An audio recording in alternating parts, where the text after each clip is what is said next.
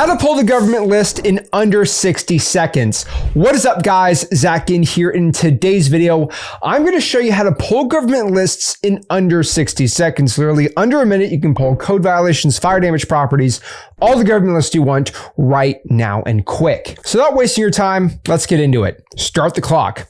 Go to freewholesaling.com. Freewholesaling.com is my free real estate wholesaling course and community. Once you're into freewholesaling.com, right here, all you got to do is go to Classroom, click marketing, and go to government lists. And right here is going to be my spreadsheet. That's about what, 15, 20 seconds. And all the government lists in this map are going to be right here. So if you want to get the Duval County probates, the link's right here. You click it, pop it up. And for example, you get this link, you go to document type, accept conditions. Let's go find probates. Cha-ching. Let's do the past 30 days and press search. And guess what? All the probates pop up. So all the probates go by record date. These are the freshest probates right here, and you can do it. So what you do here is if you pulled, let's say, Manuel right here, who unfortunately passed away, you click up the sheet, you see that this person died. So what you're gonna do is just look them up and see if they own any real estate, because in Florida, they, just for the sake of time, go to lead pipes, go to X leads here, and let's see who owns it. We're gonna go to Duval County, Florida. Okay, we're gonna go to filters. We're gonna go here to name, and we're gonna see if this person owns a house. I'm gonna press enter right here and see if that person owns any real estate in Duval County, and it looks like they don't. Now, if I go back here and let's try another one, Patricia Martin Irene, and I pop it up and boom, she owns a house. So Clifford Martin, Patricia Martin. Now it's gonna be a little harder because there's all these Patricia Martins. So what we're gonna do is just search Patricia Irene, just the whole name on Google, and see what pops up. And I'm just gonna search address. And we see this address right here. So I'm gonna be in trouble here, but this is an obituary and it's not saying anything on here. So it said she was 70, she died at 77. So what I can do here is reverse look this up on like cyber background checks because it has names.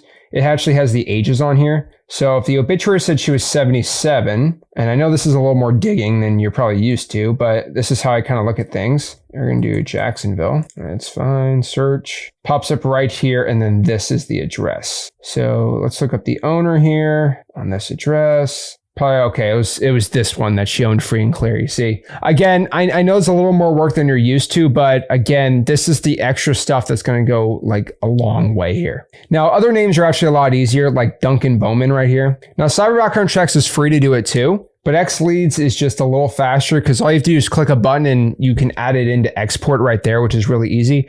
So X leads is like 10 times faster, especially with the skip trace exports. But let's go add it on here. So let's do Duval County again, filters, and let's look up this guy's name, Duncan Bowman. Looks like he's not owning any real estate. And we'll look one more time on cyber background checks. And he was in an apartment. So there we go. Now, some other ones that make it a lot easier to do is, let's say that lead here for this probate, Patricia Martin right here. The skip tracing here is on X leads, obviously for the relatives will be on there. For probates, obviously, if I go to cyber background checks, like the relatives, others information is going to be on here. For example, like a Andre Martin or something like that. If you're going to do it within X lead, just add that list and then just add 10 or 15 probates at a time, export it, and then just throw that sucker into ninja mode right here. And you can just go cold call from there. Now, if you're doing it for free, I'd be using my free CRM, obviously. I mean, why wouldn't you? I'd put my free CRM in here, and all I do is just go to the cold calling button right here. And this is for another example I was doing.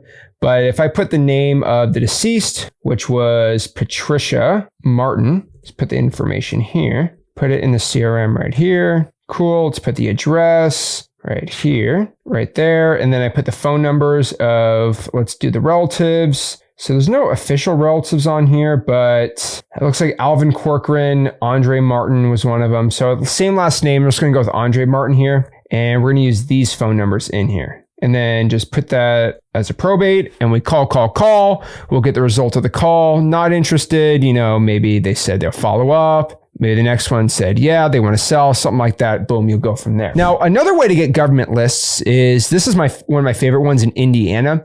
So shout out to DeAndre. He actually taught me this hack. But all you have to do is just go to case and put the % on the case number. And this happens for most Odyssey portals. So Texas has a lot of these. And let's go try to pull the civil lawsuits. I'll show you why. And let's do them for the past month and press search. And these are going to be all the lawsuits. So torts and stuff like that. Again, it's a lot. But for example, LVNV funding is going to be civil collections. And so if that person's on real estate, that might be a good wholesaling deal. This person's in collections, Citibank, civil collection. This might be pretty good. So let's pop up this information here. Let's look at the complaint. So it looks like that Jeffrey's being sued by Citibank. Let's see if it's for a mortgage. So it looks like it was for possibly credit cards for $7,000. So definitely interesting here. Oh, it looks like it's Home Depot statements. Okay. Interesting. Okay, I don't want to get this guy's personal life, but let's see if this guy owns any real estate. Now, cyber background checks doesn't show if they own it. X leads will, and obviously the property appraiser. So let's do Indiana. And he does own real estate. So this guy owns this real estate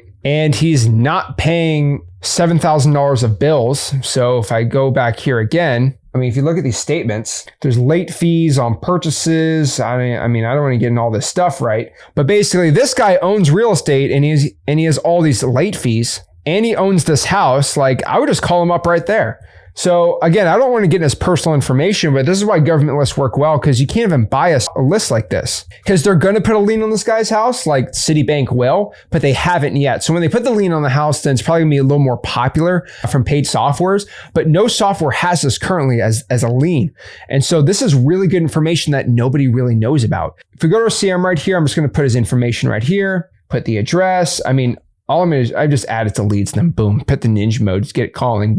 And FYI, just in case you want to confirm or see the address and you don't have X leads to go check this out and get the skip tracing, on the complaint here, do you see where it showed the credit card statement, the account statement?